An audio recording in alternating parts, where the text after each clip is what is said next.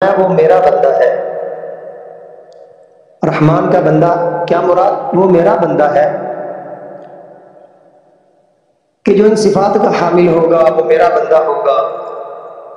حقیقی کامیابی تو یہی ہے کہ بندہ اللہ رب العزت کو حاصل کر لے۔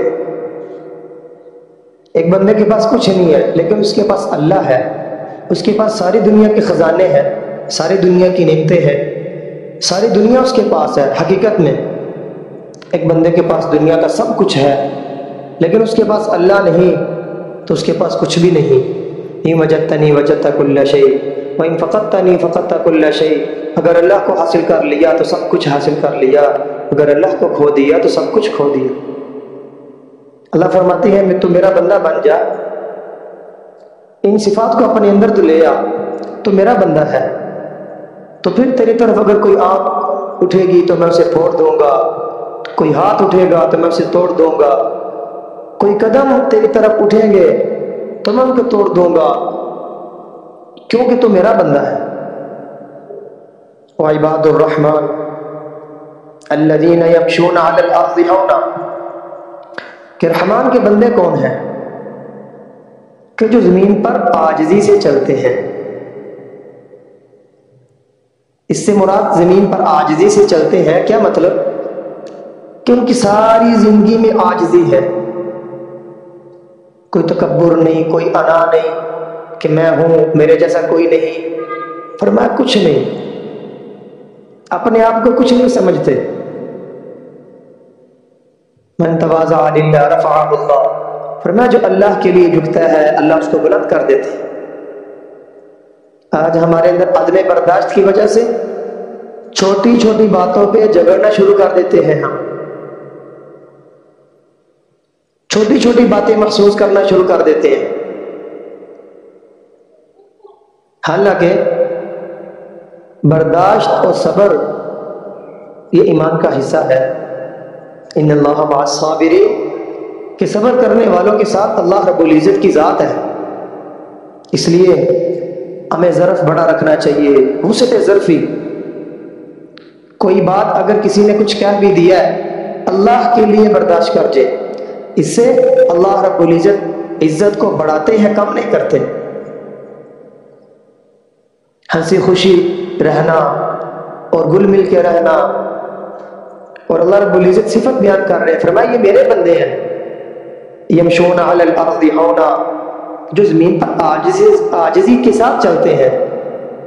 اور فرمایا سورہ لقمان کے اندر آتا ہے نا وَلَا تَمْشِ فِي الْأَرْضِ مَرَحًا، کہ زمین پر اکڑ اکڑ کر نہیں چلو۔ إِنَّكَ لَن تَخْرِقَ الْأَرْضَ وَلَن تَبْلُغَ الْجِبَالَ طُولًا، نہ تم پہاڑ کی لمبائی کو پہنچ سکتے ہو، نہ تم زمین کو پھاڑ سکتے ہو۔ اور اگلی صفت وَإِذَا خَاطَبَهُمُ الْجَاهِلُونَ قَالُوا سَلَامًا، کہ جب جاہل ان سے مخاطب ہوتے ہیں تو ان کا جواب آگے ہوتا ہے سلامہ۔ کیا مطلب اس کا؟ جاہلون سے ان پڑھ لوگ مراد لیتے ہیں، اور اس سے لوگ قطع تعلقی کی بات کرتے ہیں۔ اس سے لوگ قطع تعلقی کی لوگ یہ سمجھتے ہیں بھائی تیرا راہ ہو تے میرا ہو، تیرا راہ ہو تے میرا ہو، مطلب اس سے قطع تعلقی کی بات کی جاتی ہے۔ کوئی آدمی اس طرح کی بات کرے بھائی قرآن میں آتا ہے بات کرنی چھوڑ دو اس سے، بھائی سے یہ مراد نہیں۔ فرمایا بدتمیز لوگوں سے، جو جھگڑالو قسم کے لوگ ہیں ان سے الجھتے نہیں، اور جب بھی ان سے بات کرنے کا موقع ملے تو سلامتی کی بات کرتے ہیں۔ کیا کرتے ہیں؟ سلامتی کی بات کرتے ہیں، جھگڑتے نہیں۔ وَإِذَا خَاطَبَهُمُ الْجَاهِلُونَ قَالُوا سَلَامًا، کہ جب ان سے جھگڑالو لوگ بدتمیزی کی بات کرتے ہیں یا اس طرح کی کوئی گفتگو کرتا ہے تو فرمایا یہ سلامتی سے بات کرتے ہیں، اچھے طریقے سے جواب دیتے ہیں۔ فرمایا یہ صفات ہے رحمان کے بندوں کی۔ آگے فرمایا وَالَّذِينَ يَبِيتُونَ لِرَبِّهِمْ سُجَّدًا وَقِيَامًا، کہ وہ راتیں گزارتے ہیں اللہ کے ہاں رکوع میں اور سجدوں میں۔ عبادت کے اندر وہ اپنی راتوں کو گزارتے ہیں، وہ وقت کو برباد نہیں کرتے، وقت کو ضائع نہیں کرتے، وہ وقت کو قیمتی بناتے ہیں۔ حدیث میں آتا ہے کہ جنت میں جانے کے بعد اہل جنت کو کسی چیز کا قلق اور افسوس نہیں ہوگا سوائے اس گھڑی کے جو دنیا میں اللہ کے ذکر کے بغیر گزر گئی ہو، کہ جب اللہ رب العزت جنت میں ساری نعمتیں عطا کر دے گا اپنے بندوں کو، پھر ان کو دکھ ہوگا اس گھڑی پر جو دنیا میں انہوں نے اللہ کے ذکر کے بغیر گزاری ہو۔ وہ پچھتائیں گے، کاش ہم اس وقت میں اللہ کا ذکر کر لیتے، ہم اللہ کو یاد کر لیتے، آج ہمارے درجات اس سے اور زیادہ بلند ہوتے، ہمیں اور زیادہ دیکھتے اللہ کے ہاں نصیب ہوتی جنت میں۔ فرمایا جنت میں جانے کے بعد یہ افسوس ہوگا، اس لیے فرمایا اللہ رب العزت فرماتے جو اپنی راتوں کو غنیمت سمجھتے ہیں، اللہ کے ہاں عبادت کرتے ہیں، رکوع میں سجدوں میں وقت کو ضائع نہیں کرتے، وقت کو برباد نہیں کرتے۔ اس لیے حدیث میں آتا ہے جس بندے نے فجر کی نماز عشاء کی نماز جماعت کے ساتھ پڑھی، پھر فجر کی نماز جماعت کے ساتھ پڑھی، اللہ رب العزت اس کو ساری رات عبادت کا ثواب عطا فرماتا۔ اس لیے حضرت عمر فاروق رضی اللہ تعالیٰ عنہ کے بارے میں آتا ہے وہ فجر کی نماز کے بعد نمازیوں کی کارگزاری بھی لیا کرتے اور ان کی حاضری بھی دیکھا کرتے تھے کہ کتنے لوگ آئے ہیں مسجد میں، تو یہ امام کی ذمہ ہے کہ وہ لوگوں کی حاضری بھی لے کہ عشاء کی نماز میں فلاں بندہ نہیں آیا، حالانکہ مغرب میں وہ آیا تھا، فجر میں وہ بندہ نہیں آیا، پتہ کرے بھائی کیوں نہیں آیا، سستی کی وجہ سے نہیں آیا، حقیقت میں بیمار ہے اس لیے نہیں آیا، تو یہ امام کی ذمہ ہے یہ کہ لوگوں کا خیال بھی رکھے کہ نمازوں کے اندر کون آ رہا ہے کون نہیں آ رہا۔ حضرت عمر فاروق رضی اللہ تعالیٰ نے جب دیکھا کہ ایک نوجوان نماز کے اندر نہیں آیا، گھر چلے گئے، فجر کی نماز میں نماز پڑھی اور دیکھا نہیں آیا، گھر چلے گئے، تو گھر میں پتہ لگا، کسی نے بتایا غالباً والدہ نے کہ وہ ساری رات عبادت میں مشغول رہا ہے، آنکھ لگ گئی نیند کے غلبے کی وجہ سے، اس لیے جماعت میں حاضر نہیں ہو سکا۔ حضرت عمر فاروق رضی اللہ تعالیٰ کا جواب کیا تھا؟ فرمایا مجھے زیادہ پسند ہے یہ بات کہ وہ رات آرام کرے اور صبح فجر کی نماز جماعت کے ساتھ پڑھے۔ تو بھی کہاں گئی ہمارے پروگرام، جو ہم پروگراموں کو بڑی اہمیت دے کے فجر کی نماز کو چھوڑ دیتے ہیں، حالانکہ نماز کا درجہ ہر ایک عبادت سے زیادہ ہے، نماز کا درجہ ہر ایک چیز سے زیادہ ہے۔ اس لیے نبی صلی اللہ علیہ وسلم فضائل بہت زیادہ ہیں نماز کے، جہاں نماز کے فضائل بہت زیادہ ہیں وہاں نماز میں سستی پر وعیدیں اور عذاب بھی بہت زیادہ ہے۔ فرمایا جو بندہ نماز کا اہتمام کرتا ہے اللہ کے ذمہ اللہ اس کو جنت میں داخل کرے گا، جو بندہ نماز کا اہتمام کرتا ہے اللہ اس کو 5 انعامات دیتے ہیں، اس کی رزق کی تنگی دور کر دی جاتی ہے، زندگی میں برکت اللہ رب العزت عطا فرماتے ہیں، اور جتنی بھی کہ اس کی دعائیں اللہ رب العزت قبول کرتے ہیں، اس کے اعمال اللہ رب العزت قبول کرتے ہیں، جنت اس کے لیے کشادہ، قبر اس کے لیے کشادہ ہو جاتی ہے، موت کے وقت آسانی کی جاتی ہے، اور جہاں نماز میں بندہ سستی کرتا ہے 15 طریقے سے اسے عذاب ہوتا ہے، 15 طریقے سے اسے عذاب ہوتا ہے، 3 دنیا میں، 3 موت کے وقت، 3 قبر میں، 3 قبر سے نکلنے کے بعد۔ دنیا کے کون سے ہیں؟ 5 دنیا میں، دنیا کے کون سے ہیں کہ اس کے لیے زندگی تنگ کر دی جاتی ہے، اس کی دعائیں قبول نہیں ہوتی، نیک لوگوں کا نور، صلحاء کا نور اس کے چہرے سے ہٹا دیا جاتا ہے، نیک لوگوں کی دعاؤں میں اس کا حق نہیں رہتا، اور موت کے وقت کے 3 عذاب، ذلت سے اس کو موت آتی ہے، اور پیاس کی حالت میں موت آتی ہے کہ سمندر بھی پی لے تو اس کی پیاس نہیں مجھتی، دوسرا اس سختی سے اس کی موت آتی ہے، روح کے نکلنے کا جو منظر ہے وہ سختی سے اس کے ساتھ پیش کیا جاتا ہے، اور جب اللہ کا ایک بندے پر غصہ ہوگا کیا ملک الموت اس کو بڑے پیار سے اس کی روح کو قبض کرے گا؟ ہو نہیں سکتا، وہ تو اللہ کے حکم کا پابند ہے۔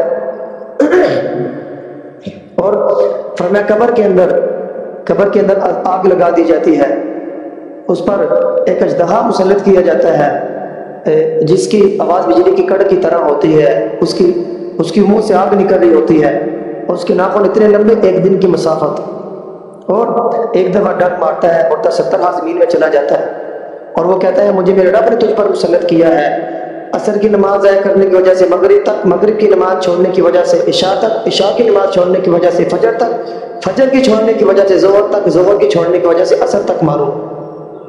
اور قبر اتنی تنگ کر دی جاتی ہے، اس کی پسلیاں دوسرے میں گھس جاتی ہیں، اور قبر سے نکلنے کے بعد اللہ کا اس پر غصہ ہوگا، حساب سختی سے کیا جائے گا اور جہنم میں داخل کر دیا جائے گا. اس لیے میرے محترم بھائیوں، نمازوں کا اہتمام کرنا رحمان کے بندوں کی صفات میں سے ایک بڑی صفت کیا ہے، اور نمازوں کا اہتمام کرتے ہیں. والذین یقولون ربنا اصرف عنا عذاب جہنم، فرمایا کہ وہ اپنے رب کے ہاں پھر دعائیں بھی کرتے ہیں. دعا بھی ایک عبادت ہے کہ والذین یستکبرون عن عبادتی، کہ جو میری عبادت سے تکبر کرتے ہیں، سیدخلون جہنم داخل، میں جہنم میں انہیں داخل کروں گا. اور یہ دعا یہ بھی ایک عبادت میں سے، الدعاء بخل عبادت، فرمایا دعا تو عبادات کا مغز ہے. اس لیے ہماری عادت ہے کہ ہم رٹی رٹائی دعائیں مانگتے ہیں. امام نے جو دعا مانگ دی، آمین کہہ دی، دعا مانگ دی. دعا تو ہے ایک طرف ہو کے اللہ کی حضور بندہ گڑا کر رو کر دعا مانگے، یہ ہے دعا. جتنا بندہ دعا مانگے گا اللہ اتنا اس کو خوشحال کرے گا، جتنی دعا کے اندر کمی کرے گا اتنی زندگی تنگ دستی میں آئے گی. اس لیے لمبی دعائیں مانگنا اور اللہ کی شان کے مطابق اللہ سے مانگنا، اپنی شان نہیں دیکھنی، اللہ کی شان جسے مانگا جاتا ہے اس کی شان دیکھی جاتی ہے. اللہ کی شان کے مطابق اللہ سے دعائیں مانگنا. قرآن میں بہت ساری جگہ پہ اللہ فرما رہے ادعونی استجب لکم، مجھ سے دعائیں مانگو میں ہی تمہاری دعاؤں کو قبول کرنے والا. نبی عبادی انی انا الغفور الرحیم، اے میرے حبیب میرے بندوں کو خبر دے دیجئے میں ہی اپنے بندوں کی دعاؤں کو قبول کرنے والا، گناہوں کو معاف کرنے والا. اس لیے دعاؤں کا اہتمام کرنا. والذین یقولون ربنا اصرف عنا عذاب جہنم، فرمایا یہ بندے ایسے ہیں رحمان کے بندے کہ اللہ کے حضور دعا مانگتے ہیں عبادات کے ساتھ، رحمان کے بندوں کی صفات اپنے اندر لے کر آتے، پھر دعا مانگتے ہیں کہ ہم سے جہنم کا عذاب پھیر دے. ان عذابها کان غراما، بے شک تیرا عذاب بڑا سخت عذاب ہے، چمٹ جانے والا عذاب ہے. انہا ساءت مستقرا و مقاما، اور رہنے کے اعتبار سے بڑی برا ٹھکانہ ہے. والذین اذا انفقوا لم يسرفوا ولم يقتروا، آج کیا کہا جاتا ہے بھائی نیک بندے رحمان کے بندے اللہ والے کیا ہیں، وہ تجارت سے دور رہتے ہیں، وہ ایک طرف ہو کے اللہ کے حضور دعائیں مانگتے ہیں، بچوں کی پرواہ نہیں، بیوی کی پرواہ نہیں، وہ حکومت سے دور رہتے ہیں، وہ کسی کے پاس جاتے نہیں ہیں، اللہ والے ان کے پاس آتے ہیں. موسیٰ علیہ السلام کو اللہ فرعون کے پاس بھیج رہے ہیں کہ نا بدبخت انسان ہے، تو موسیٰ والے اللہ والے نہ ہوئے، پھر محمد صلی اللہ علیہ وسلم کو ابو جہل کے پاس بھیجا جا رہا ہے.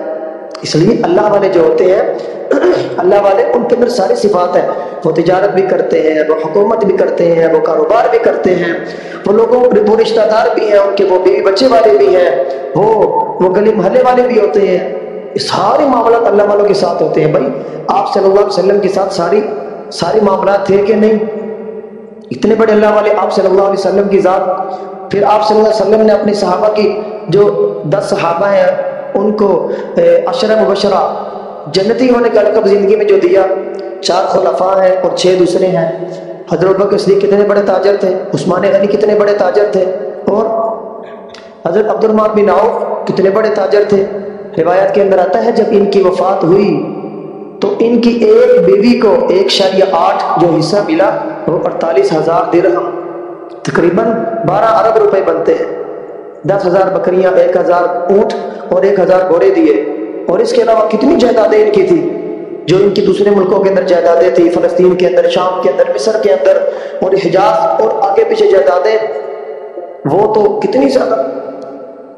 عبد الرحمن بن عوف نبی صلی اللہ علیہ وسلم جنتی ہونے کی بشارت دے رہے ہیں انہیں.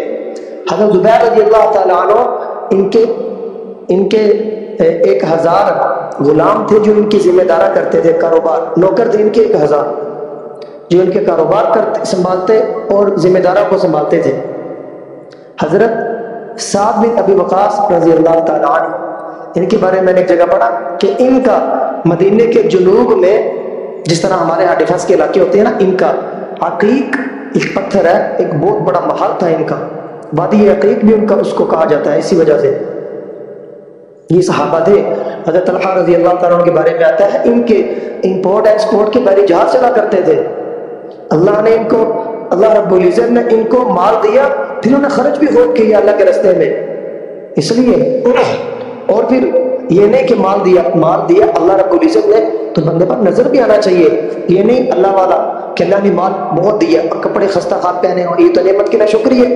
اس لیے اللہ رب العزت فرما رہے رحمان کے بندے وہ ہیں جو خرچ بھی کرتے ہیں اللہ کی راہ میں، لم یسرفوا، اسراف نہیں کرتے۔ اتنے بڑے بڑے کام شروع کر دیے، قرضے اٹھانے پڑ گئے، بچوں کی شادی آگے قرضے اٹھانے پڑ گئے، اللہ کو فرماتا ہے رحمان کے بندوں کی یہ صفات نہیں ہے، یہ تو بندے کی اپنی اوقات سے باہر نکلنے والی بات ہے نا۔ اس لیے اپنی حق میں رہنا چاہیے بندے کو، کوئی پروگرام ہو یا کوئی بھی کام ہو، قرضے اٹھانے والا وہاں تک نوبت ہی نہ پہنچے، وَلَمْ يَقْتُرُوا۔ اور دوسری صفت بیان کی، تیسری صفت کیا فرمایا کہ وہ جتنا دیا ہے اس سے کم خرچ بھی نہیں کرتے، یہ نہیں جہاں موقع آیا خرچ کرنے کا کاری نہیں بخل کر رہے ہیں۔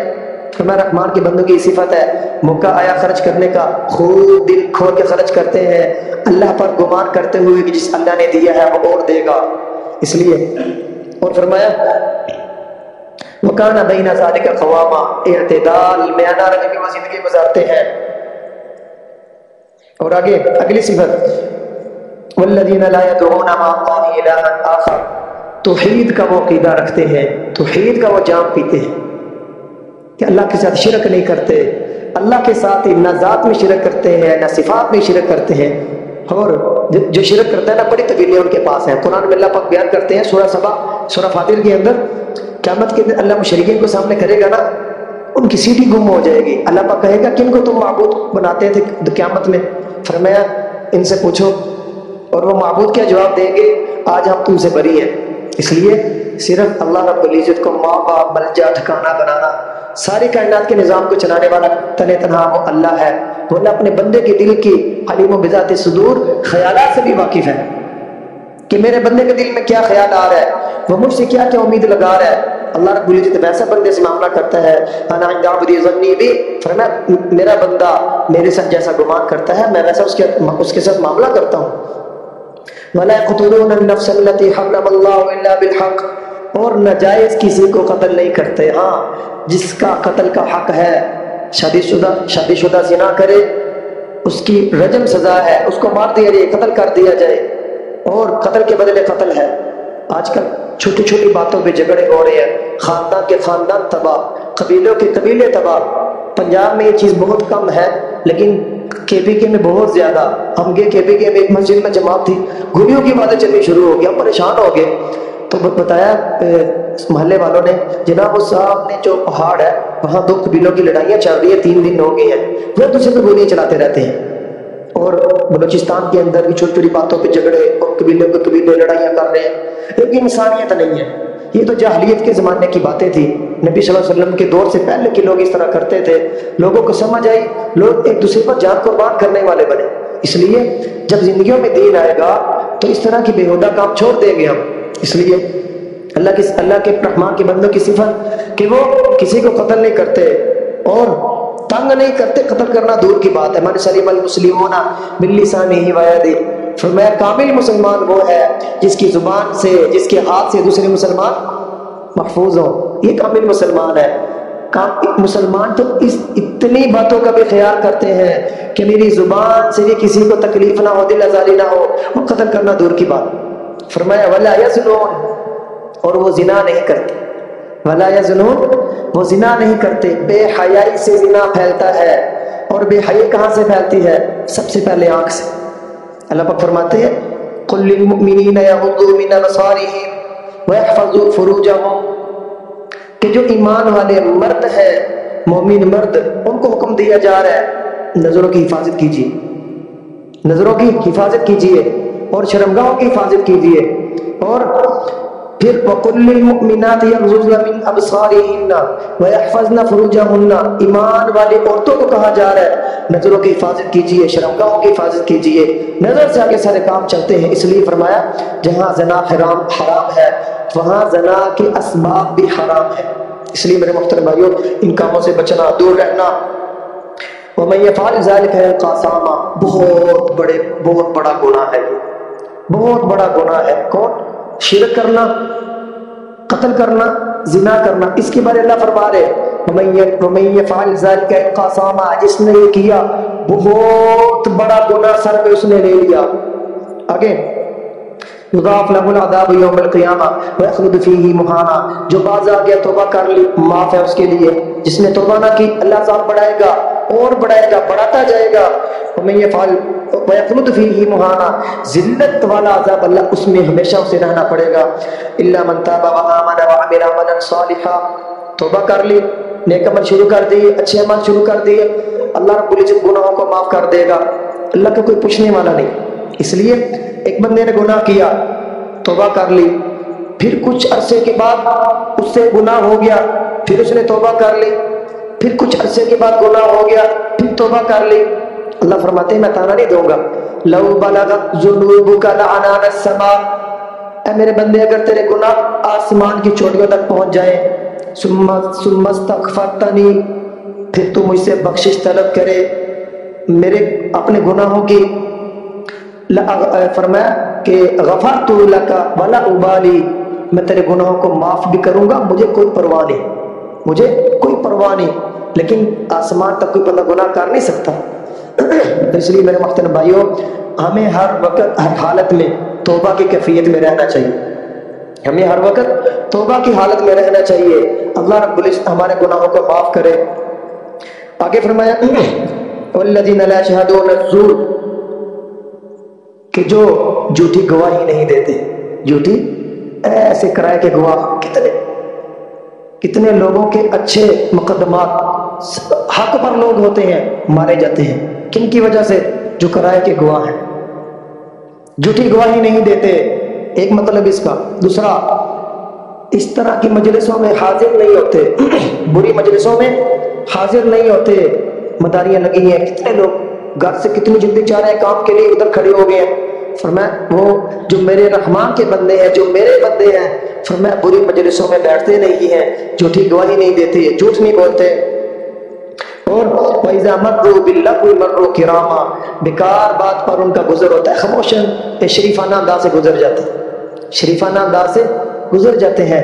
جہاں بہت بڑے فتنے ہیں اس دور کے اندر میرے محترم بھائیوں، افسوس کے ساتھ ہے، سب سے بڑا فتنہ جس نے ہماری اخلاقیات کو تباہ کر دیا، جس کے گناہ سے، شر سے کوئی بندہ یہ نہیں کہہ سکتا میں بچا ہوں، چاہے جتنا بھی نمازی کیوں نہ ہو، اگر وہ استعمال کرتا ہے سوشل میڈیا کا فتنہ، کوئی بندہ ہم میں سے یہ نہیں کہہ سکتا میں سوشل میڈیا کے گناہ سے محفوظ ہوں۔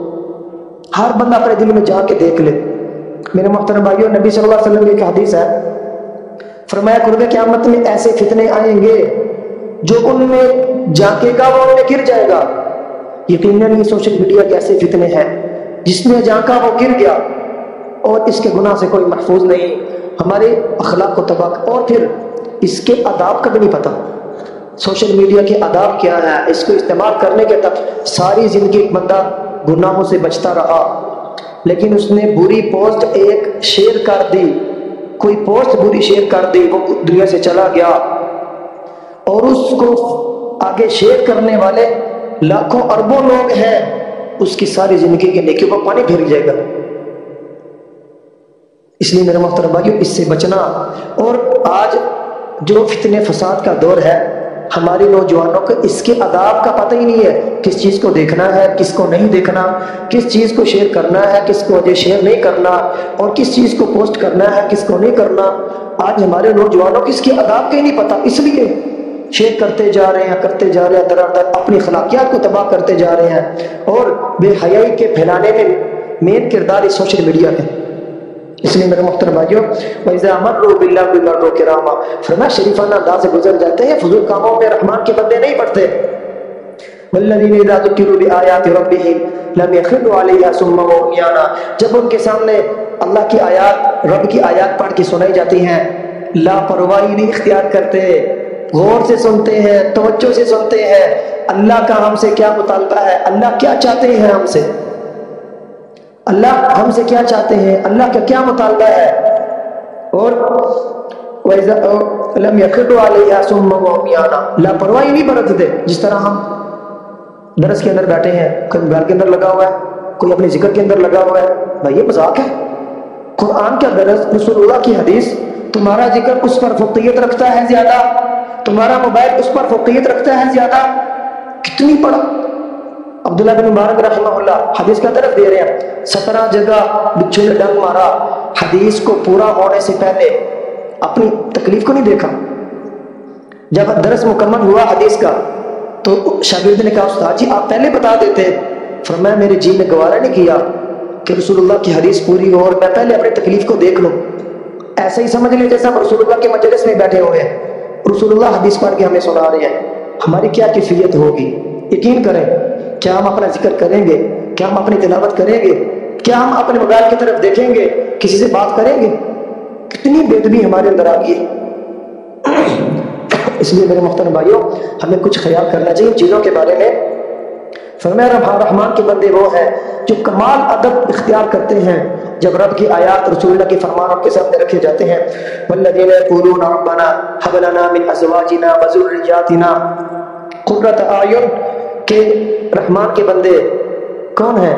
کیا جنہیں بیوی بچوں کی پرواہ نہیں، رحمان کے بندے وہ ہیں جو کہتے ہیں کہ یا اللہ، جو عزت دار شرافت لوگ ہیں نا، وہ کیا کہتے ہیں؟ یا اللہ ہمیں بیوی دے نیک بیوی، بچے دے نیک بچے، اور دل کے سکون اور دل کی ٹھنڈک سے زیادہ تعبیر یہ نہیں، قرۃ اعین، آنکھوں کی ٹھنڈک۔ قرۃ اعین سے بڑھ کر یہ سکون اور اطمینان والا عربی کے اندر کوئی لفظ نہیں۔ اس کے مقابلے میں دوسری بد دعا ہے، اسقط اللہ عینک، اللہ تیری آنکھوں کو گرم کر دے، بد دعا ہے، اللہ تجھے نیست و نابود کر دے، اور اللہ تجھے آنکھوں کی ٹھنڈک عطا کرے، یعنی اللہ تجھے خوشحال کرے، ہر لحاظ سے خوشحال کرے۔ اس لیے اس سے بڑی کوئی تعبیر نہیں۔ فرمایا رحمان کے بندے وہ اپنے رب سے مانگتے ہیں اپنے بچوں اور بیوی کی طرف سے آنکھوں کی ٹھنڈک، اور کیا کہتے ہیں؟ یا اللہ ہمیں لوگوں کا رہنما بنا، کہ لوگ ہماری طرف دیکھے، کسی غلط راستے پر نہ چلیں، بلکہ ہماری طرف دیکھے لوگوں کو عبرت حاصل ہو اور لوگ صحیح راستے پر چلیں، ہمیں امام بنا لوگوں کا۔ اور اولئک یجزون الغرفۃ بما صبروا، فرمایا یہ رحمان کے بندے ہیں جنہیں اللہ رب العزت بالا خانے عطا فرمائے گا۔ اس کے بدلے بما صبروا، خواہشات سے دور رہے، برائیوں سے دور رہے، اور میں نے جو صفات بیان کی ان پر چلتے رہے۔ وَيُلَقَّوْنَ فِيهَا تَحِيَّةً وَسَلَامًا، فرمایا سلام کے ساتھ ان کے استقبال کیا جائے گا، ہر طرف سے سلامن سلامہ کی آوازیں آئے گی، اور رب کی طرف سے سلام آئے گا، سلام قولا من رب الرحیم۔ تو اس لیے میرے محترم بھائیوں، یہ رحمان کے بندے ہیں، یہ رحمان کی صفات ہیں، اس لیے ہمیں کوشش کرنی چاہیے، ہر بندے کو کوشش کرنی چاہیے کہ میں اللہ والا بنوں۔